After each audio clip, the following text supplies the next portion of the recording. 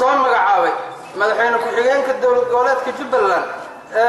maamulka gobolka Gado oo u horeeyay gudoomiyaha gobolka Gado Axmed Buule Maxamed Anjeex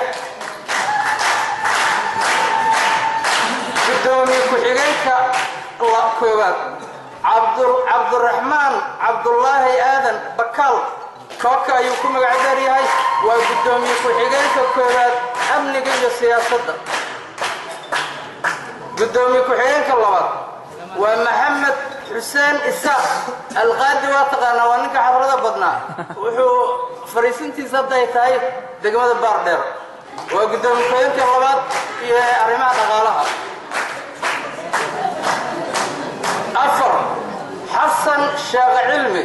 waa xogayaha mashaariicda iyo horumarinta iyo xiriirka hay'adaha gobolka waa taqaana Xasan Garbaare shan Isaaq Horow Xasan waa taqaana waa halgamaaga weynaa ee gobolka waa madaxa xogayaha arrimaha bulshada gobolka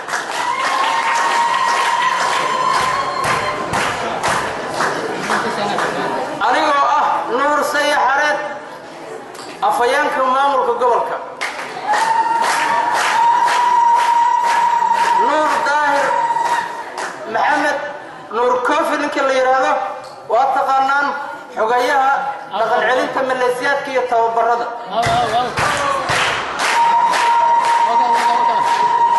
sidaa darteed waxaan faraynaa maamuladaas inay waajibaadkooda u gutaan sida loogu talagalay mahadsanidin madaxweyne ku-xigeenka dowlad goboleedka Jubbaland Jenaraal Cabdullaahi Sheekh Ismaaciil Farataag